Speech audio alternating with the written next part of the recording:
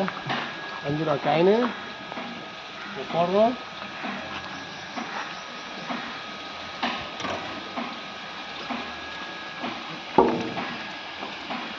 தண்ணி வரல.